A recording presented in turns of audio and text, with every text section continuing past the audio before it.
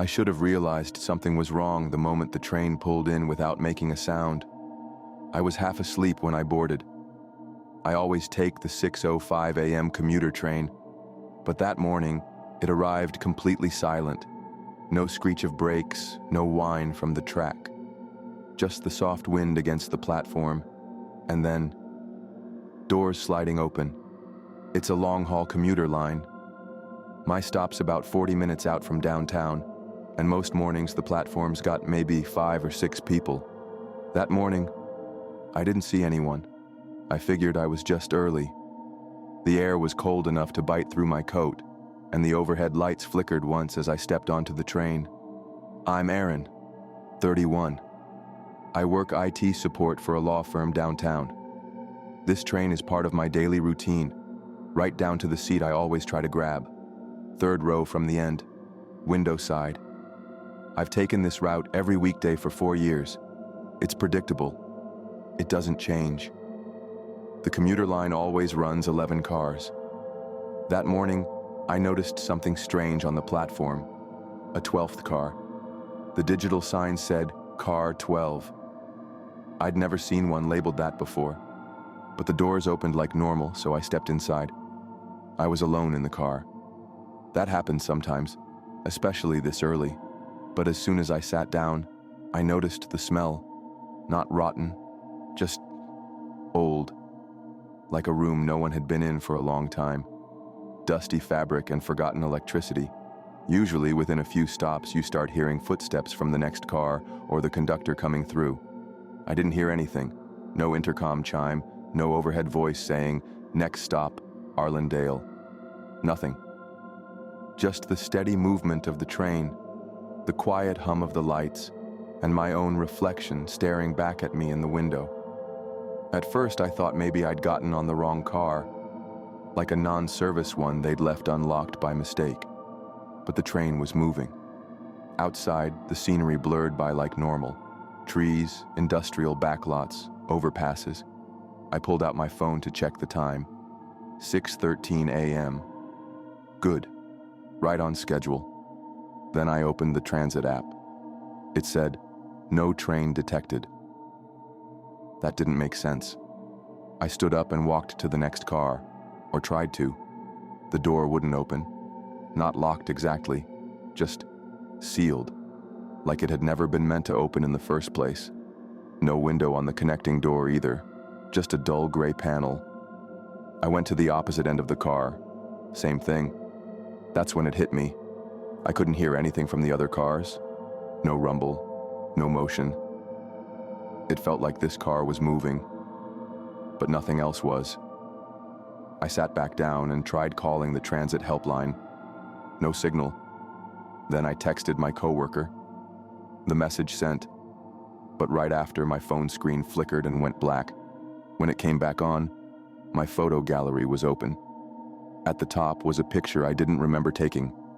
It showed the inside of the train I was in right now, this exact car, shot from behind my seat, facing forward. I was in the photo, and behind me, barely in focus, was a figure, sitting a few rows back. I whipped around. The seats were empty, every last one. That's when the voice came on, but it wasn't through the intercom. It came from directly behind me. Soft, female. It said, "This car isn't supposed to be here." I spun around. No one was there. I don't even know if I heard it out loud or just felt it in my head. The lights in the car dimmed for half a second, long enough for the windows to go black. I couldn't see outside anymore. And then suddenly, chime. Next stop, Arlendale. The line map flickered on. The windows brightened. I could see trees again. There were people standing on the platform ahead. I almost cried. The train pulled in. The doors slid open. I stepped out onto solid ground and turned to look back. But car 12 wasn't there. There were only 11 cars. Exactly what this line has always run. And where car 12 had been just minutes earlier. Nothing. Just the sealed connector between car 11 and the engine. like that 12th car had never existed. I asked one of the conductors at the station. He looked at me like I was confused. We haven't had a car 12 on this line since they decommissioned the older fleet 2 years ago. I didn't even know what to say. But a woman standing near the ticket machines overheard me. She came up as I was trying to calm down and asked me what I'd seen. When I told her, her face went pale. "My sister," she said. "She got on this line 2 years ago and never made it to work. They never found her. Only her phone, left on the bench at the end of the line." I checked my phone again. That same image was in my photo roll, the one I never took, zoomed in this time. The blurry figure in the photo, they were closer now, sitting in my usual seat, 3rd row from the end, window side. I showed the image to the woman. She gasped. "That's my sister." I looked up. Across the platform, another train was arriving. 11 cars. But in the last window, I swear I saw her. Not just the jacket. Her face, watching me. I've never taken that train again. I drive now. Takes longer, costs more, but I don't care. Sometimes I wake up at 6:05 a.m. and think I hear the chime of train doors sliding open just outside my window. But there's no train station near my house.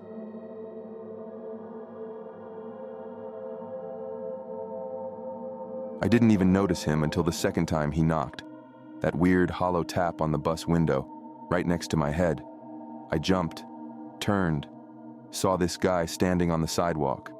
Pale face, black hoodie, his hand half raised, but the bus was moving. It was just after midnight on a Monday. I was riding the 27 line back to my apartment in Southridge. Nothing fancy, just a long route that winds through half the city before dumping out near the quarry. The bus was nearly empty. Just me, the driver, and one woman asleep near the back. I had my headphones in, scrolling through job listings. I'd just left my shift at the bakery and was too wired to sleep, but too tired to care. My name's Marcus. I'm 29. I've been taking the night bus for months now. It's cheap, it's quiet, and I've never had any real trouble. I always sit in the same place, left side window, 3rd row back. That night was no different. So, I barely noticed the guy when we passed him the first time. Just some figure near a shut-down gas station. But when he popped up again, same hoodie, same stance, same dead stare, that's when things started to get weird. A few stops later, the woman in the back got off. That left just me and the driver, Leo. Older guy. Always has the window cracked open a little even when it's freezing. Doesn't talk much unless you ask something direct. I shifted in my seat and kept glancing out the window. Not expecting to see that guy again, but there he was. 2 stops later, standing on the sidewalk again, lined up directly next to my window. Same expression. Same hand half raised like he'd just finished knocking. I moved 2 rows forward. Just enough to make me feel like I was being rational without looking paranoid. Maybe the guy was just hanging out. Maybe he took a shortcut between stops. But we hadn't slowed down. We hadn't pulled over. The only stops we'd made were for red lights, and none of them were near where he was standing. Something about the way he stared felt intentional, like he knew where I would be sitting. I heard tapping again, but this time I couldn't place it. It sounded like it came from the seat right next to me. Slow, deliberate taps. But when I turned, there was nothing. Just that stiff plastic, humming faintly from the vibration of the road. I told myself it was mechanical, or maybe someone outside. Still, I got up and moved closer to the front. I walked to the front of the bus. "Sir, can we stop?" I asked. "Something's not right." Leo barely looked up. "Next marked stops in a quarter mile," he grunted.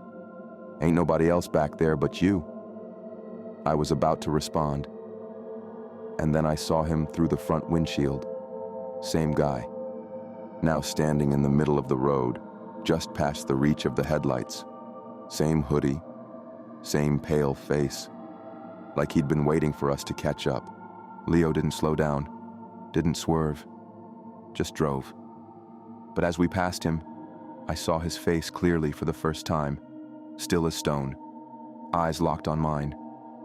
He didn't speak out loud, but I watched his lips move, slow and deliberate. A single word, one I couldn't quite make out. Could have been my name, or someone else's. But whatever it was, it felt like it was meant for me. After that, it all went quiet. No more taps, no more figures in the street. I moved to the middle of the bus and tried to settle down, put my headphones back in, even though I didn't hit play. 3 more stops. I just had to sit still and keep my eyes forward. I told myself it was all stress, lack of sleep. I didn't believe that, but I told it to myself anyway. The bus hissed to a stop. One more rider. A man stepped on, hoodie up, arm clutched close to his chest. I tensed up instantly, thinking it was the guy. But this man was shorter, bulkier. His skin was darker, his posture different. Then I saw the stains down his forearm. Blood. He sat 2 rows behind me. Didn't say a word, just kept staring down at his arm. I tried to ignore him. I heard something behind me. A sharp breath, like someone trying not to cry. I turned. The guy with the bloody arm was staring at me. His voice shook when he finally spoke. "You saw him, right?" he said. The guy outside. He rolled up his sleeve. Long scratches ran down his forearm, jagged, almost too thin to be from anything real. He watches, picks someone on the bus, always someone who notices him first. He's not just looking, he's responding. Like, once you acknowledge him too many times, his voice trailed off, like he just realized he said too much. Doesn't matter how he gets in, it starts when you respond.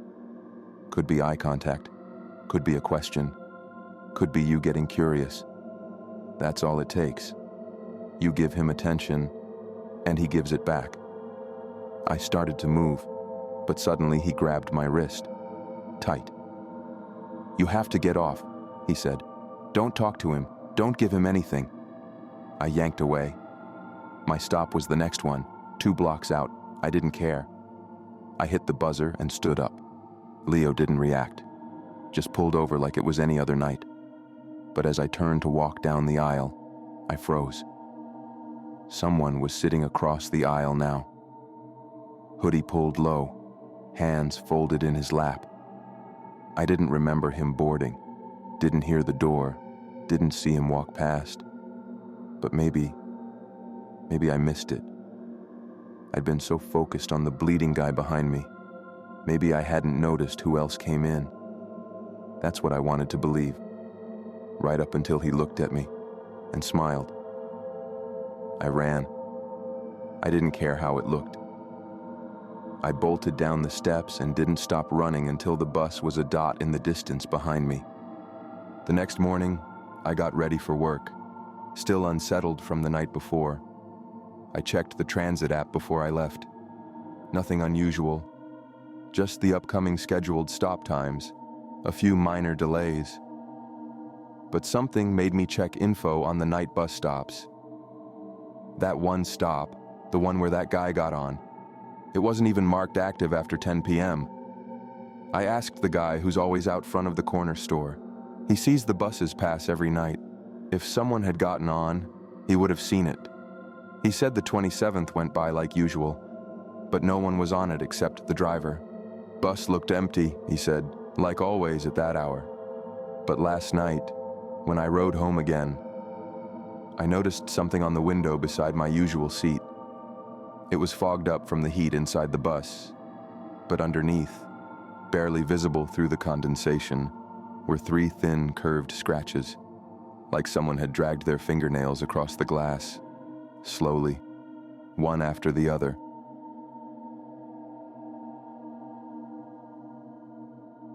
There's a man on the train who knows exactly where I get off, not just the stop, the exit door, the street I take, even which side I sling my bag on when I walk home.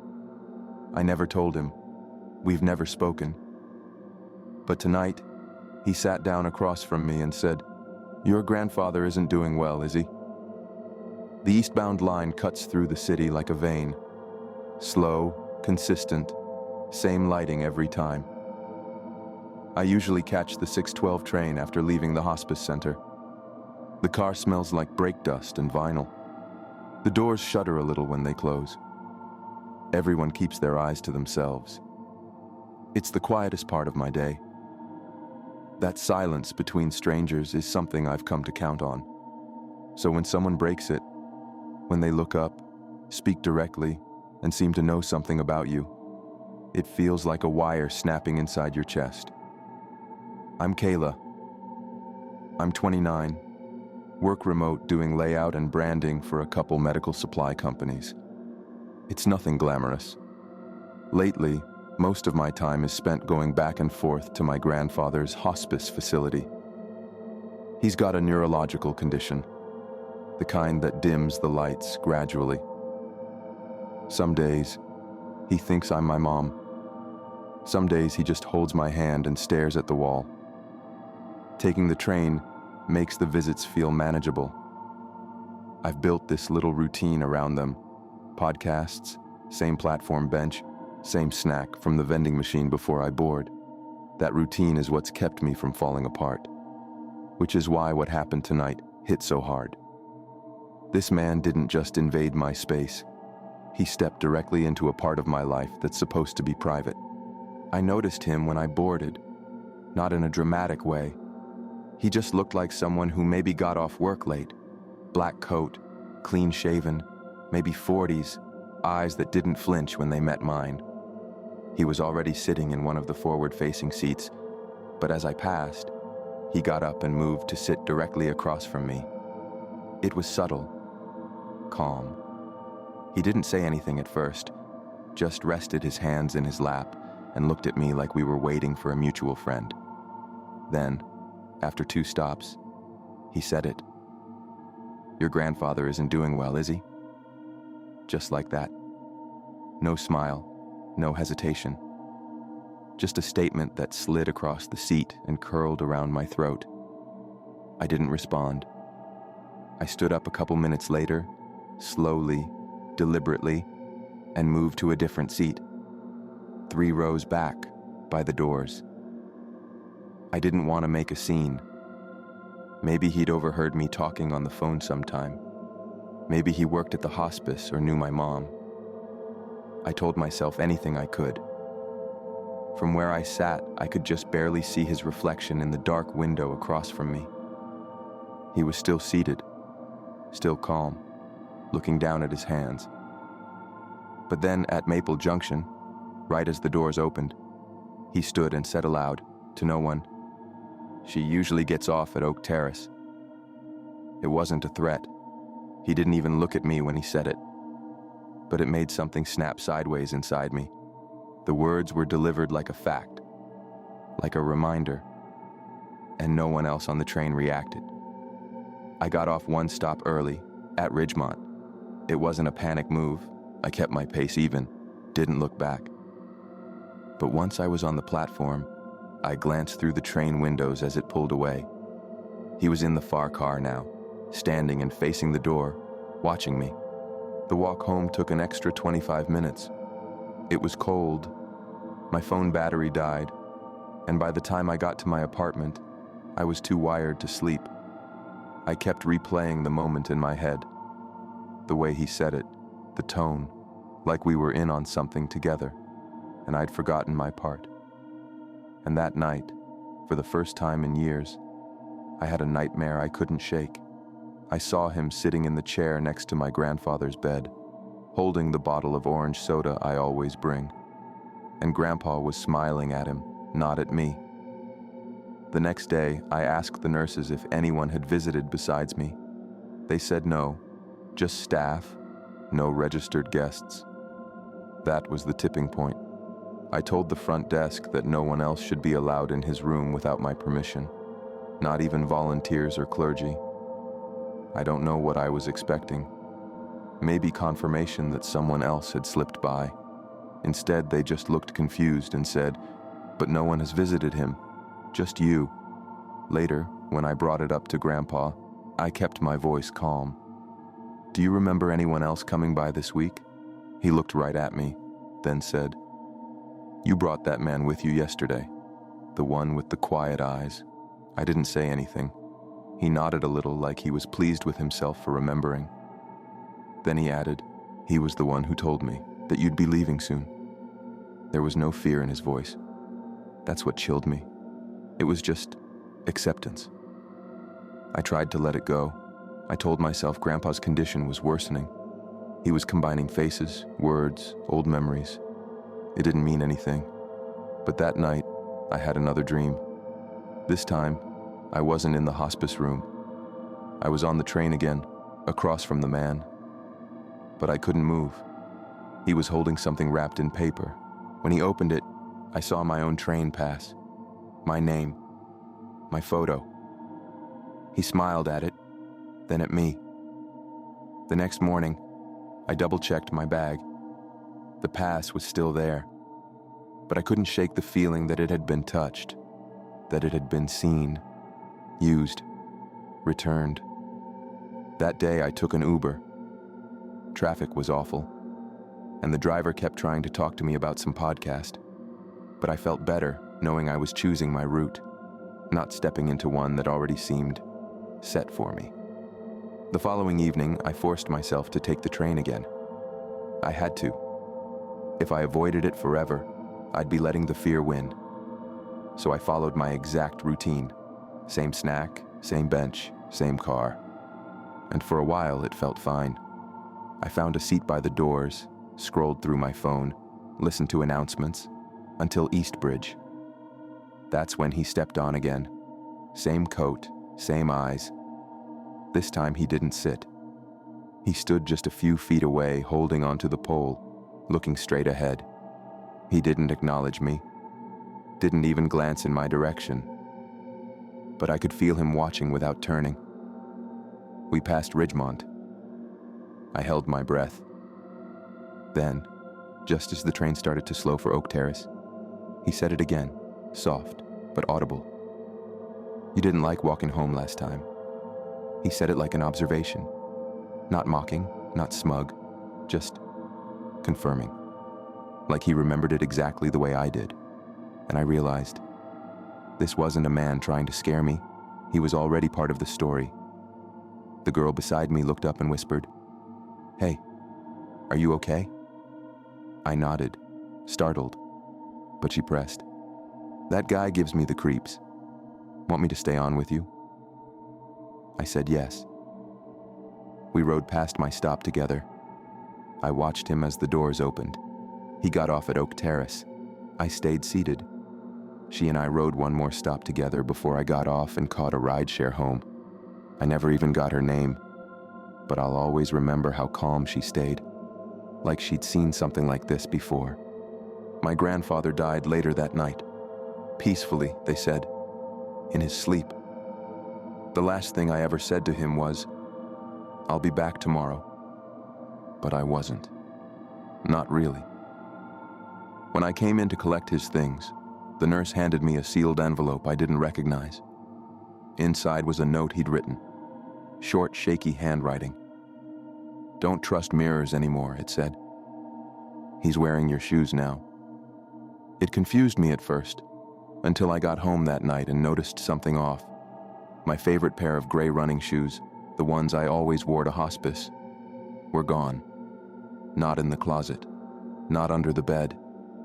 I remembered having them on the day that man got off at my stop. I haven't seen them since. The night before the memorial, I went digging through my messenger bag to find a photo I wanted to use for the funeral program. A picture of Grandpa and me from a few years ago, at the lake. I swore I'd tucked it in the inside pocket.